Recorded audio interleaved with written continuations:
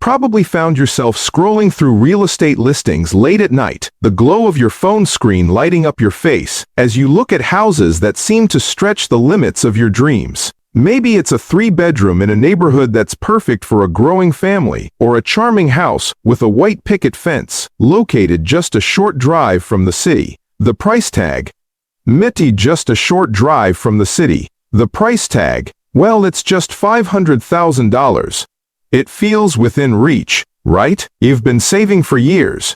You've got a decent job, and you're ready to take the plunge. But when you start calculating the monthly payments, the interest rates, and then, of course, the repairs and maintenance costs, the excitement starts to fade. You've heard about how prices are soaring, but that doesn't seem to matter. This is the American dream. Yet, despite all your excitement, something nags at you. Is this really the right move? Could you be setting yourself up for a mountain of stress? Let me tell you, I've been there too. And I spend a lot of time thinking about money, wealth building, and why so many people find themselves drowning in financial decisions that feel a little off. You see, I've been in the trenches, trying to make sense of what the best financial choices are, and I've learned one thing. Sometimes, it's not about how much you can afford, but about what you should afford. Before we dive into it, if you're finding this interesting and want to stay on top of more content that could help you rethink your financial future, make sure to subscribe to my channel. I share insights, tips, and real-life examples to guide you through the maze of personal finance. So, Mrs. Rien, Mrs. Ria, and Destas Rien, chasing that $500,000 house might not be the smartest move. Today, I'm going to break it down and show you why trying to afford a $500,000 house might not be the smartest thing. Instead, I'll explain why you should focus on something different, something that will actually lead to greater financial freedom and peace of mind. But first, let's talk about the game you're about to enter and why it might not be the one you want to play. You know that feeling when you find the perfect house, the one that checks all your boxes? The kitchen with the island, the spacious living room, the big backyard? It's easy to think you've found your forever home. But here's the thing. What looks like the dream house is often a trap. You see, homeownership is a lot more than just the down payment and the mortgage. Let's say you've saved up a solid down payment and the mortgage. Let's say you've saved up a solid down payment, enough to get you that $500,000 house. You're feeling great. The mortgage is manageable. But then, bam! You get hit with property taxes, insurance, and maintenance costs that you didn't fully account for. A new roof? That's $10,000 HVAC system replacement. Another $7,000. Don't forget about the neighborhood association fees that sneak up on you. Suddenly, that dream home feels more like a burden than a blessing. And what if you have to move for work? Or maybe the market dips, and you're stuck with a house that's now worth less than what you paid. See, the dream home isn't just a purchase, it's a long-term financial commitment, and many people don't realize the weight of that commitment until it's too late. So, what should you do instead? We've all heard it, you should buy a home you can afford, or your monthly mortgage payment shouldn't exceed 28% of your gross income. But let's be real for a second. Affordability, as it's traditionally defined, is just one part of the equation. Here's the issue. The idea of affordable is subjective. What if, instead of focusing on buying a home that seems affordable based on traditional metrics, you focused on building long-term financial stability? I remember the first time I sat down with a financial advisor to talk about buying a house. I was all excited to jump into the market, thinking that once I had the house, I would feel settled. But as we went over the numbers, I realized something. I was going to be locked into a huge financial commitment for decades. The house would eat up almost all my disposable income, leaving little room for savings, investments, or fun, weighed down by a massive monthly house payment. This is where we need a mindset shift. You don't need a $500,000 house to feel successful or secure. What if success in homeownership wasn't about the size of your house or how big the mortgage was? Instead of stretching yourself to buy the dream house, Maybe it's time to consider a home that is actually right-sized for your needs and, more importantly, for your finances. It's all about redefining success and understanding that less can be more. Take the example of a couple I know, Sarah and Jake. They were both working full-time jobs and had saved up enough to buy a house in their city. They had their eyes set on a $500,000 property in a desirable neighborhood. It was beautiful. But after running the numbers, they decided to pass on that house and buy something smaller and more affordable for $300,000. Fast forward 3 years.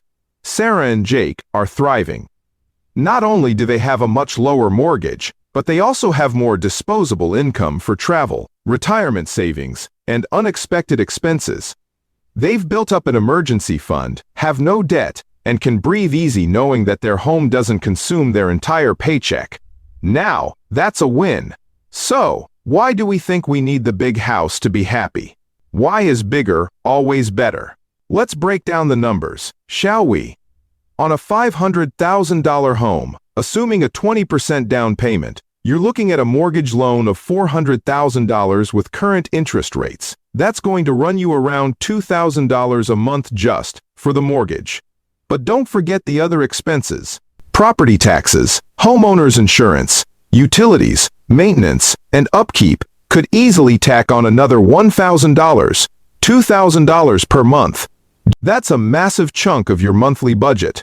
In fact, many financial experts recommend 25% of your monthly take-home pay. I once had a friend who bought a house $450,000 in an up-and-coming neighborhood. Is it really worth it? Here's the thing: buying a home doesn't have to be a race. While often seen as a temporary solution, can actually be a smart move. Renting gives you the flexibility to save, invest, and build a financial cushion without the stress of a large mortgage. My friend Chris rented an apartment for 4 years in a city where home prices were constantly rising. After renting, he was able to save up a substantial amount and invest in stocks, real estate, and even start his own small business. 4 years later, he bought his dream home, and it wasn't a $500,000 house. $500,000 house. And the financial stability he had built allowed him to pay it off much faster than most people ever could. Sometimes, renting first gives you the breathing room to make a more informed decision. Instead of chasing the $500,000 house, why not focus on creating a solid financial foundation first?